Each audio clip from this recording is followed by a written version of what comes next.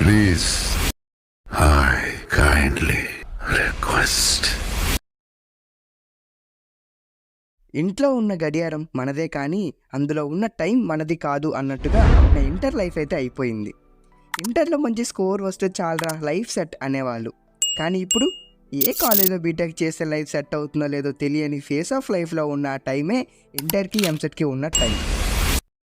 But నేను already ఒక కాలేజ్ని అయితే ఫిక్స్ అయిపోయా.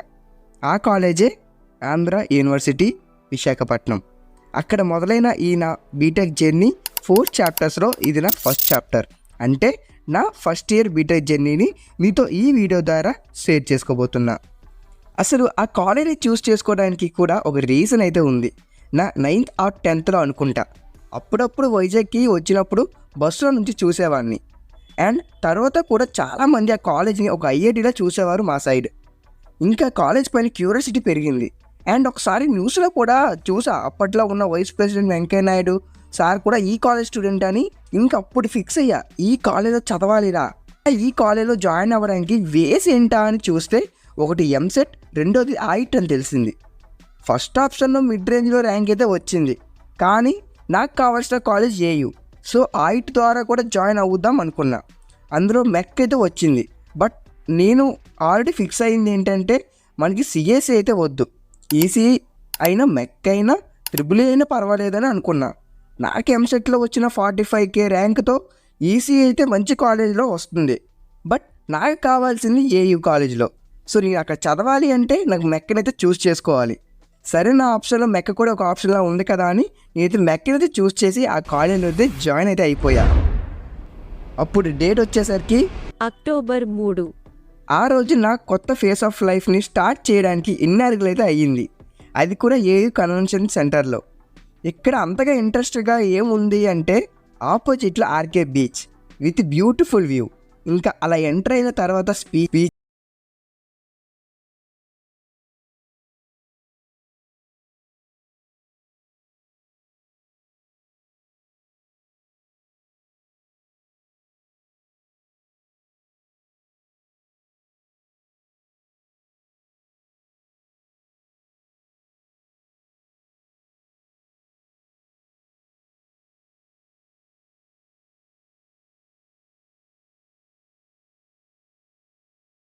డాన్సెస్ అయ్యే చాలా పెర్ఫార్మెన్స్ అయితే అవుతూనే ఉన్నాయి.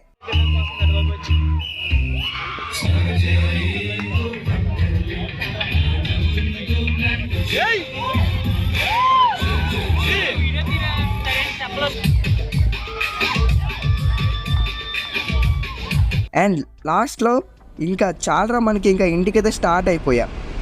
ఇప్పుడు మొదలైన పెద్ద ఘట్టం వచ్చేసరికి కాలేజ్ ఫస్ట్ డే ఎలా ఉంటుంది, ఫ్రెండ్స్, కాలేజ్ ఏంటి, అది ఇది అనుకున్నా. ఇలా చాలా అనుకున్నా. బట్ మంచి ఫ్రెండ్స్ అయితే దొరికారు. అక్కడ వచ్చిన పెద్ద చిక్ ఏంటంటే నేను డే స్కాలర్ని. రోజు బస్ పైన 1 to 1.5 hours అయితే జర్నీ చేయాలి. ఇది కూడా ఒక సైడ్ మాత్రమే. అంటే రోజుకి అప్రాక్స్గా నేను 2.5 to 3 hours అయితే జర్నీ చేయాలి. ఇంకా నాకైతే రోజు ఒక యుద్ధం చేసినట్టయితే ఉండేది. ఇంటర్లో అయితే 8:20కి స్టార్ట్ అయ్యేవాడిని. ఇప్పుడు 8:20కి కాలేజీలో ఉంటున్నా.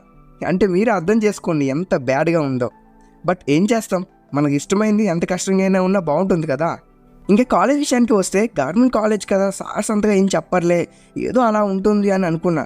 బట్ ఇక్కడ టోటల్ డిఫరెంట్గా ఉంది. లేదా మాకు వచ్చిన ప్రొఫెసర్స్ అంత మంచివారో ఏమో, చూడాలి నెక్స్ట్ ఇది ఎలా ఉంటుందో. ఇంకా హాలిడేస్ విషయానికి వస్తే మాత్రం సూపర్. అసలు కాలేజ్ టైమింగ్స్ అయితే ఇంకా సూపర్. నా బస్సు దాన్ని తీసేస్తే నేను ఇంట్లో ఉన్నట్టే ఉంటుంది.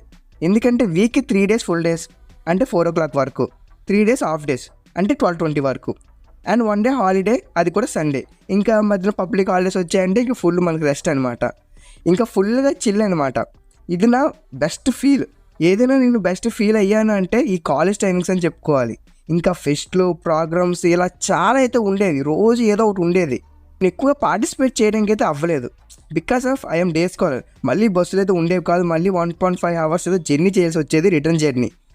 సో ఈ విధంగా నాకైతే ఎంజాయ్ చేయడానికి అయితే అవ్వలేదు అండ్ ఎక్స్ప్లోర్ చేయడానికి కూడా అవ్వలేదు. బట్ నెక్స్ట్ ఇయర్ మాత్రం ఖచ్చితంగా ఎక్స్ప్లోర్ చేయడానికి అయితే ట్రై చేస్తా. ఇట్స్ ఓకే, ఏం చేస్తాంలే.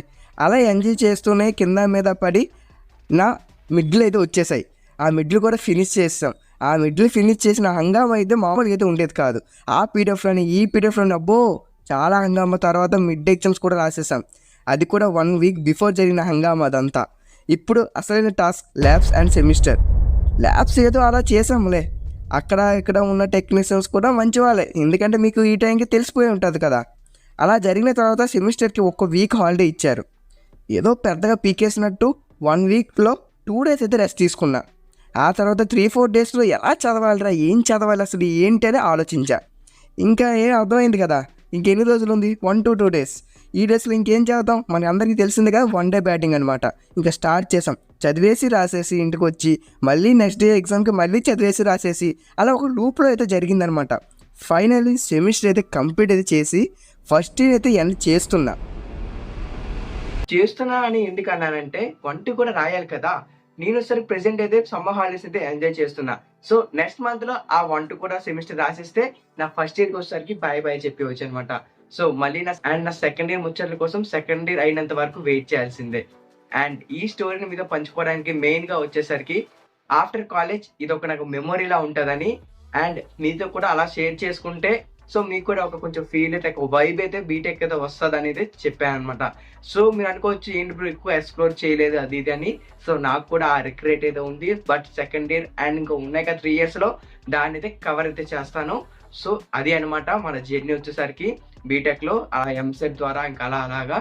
సో ఒకసారి మన ఛానల్ అయితే విజిట్ చేయండి.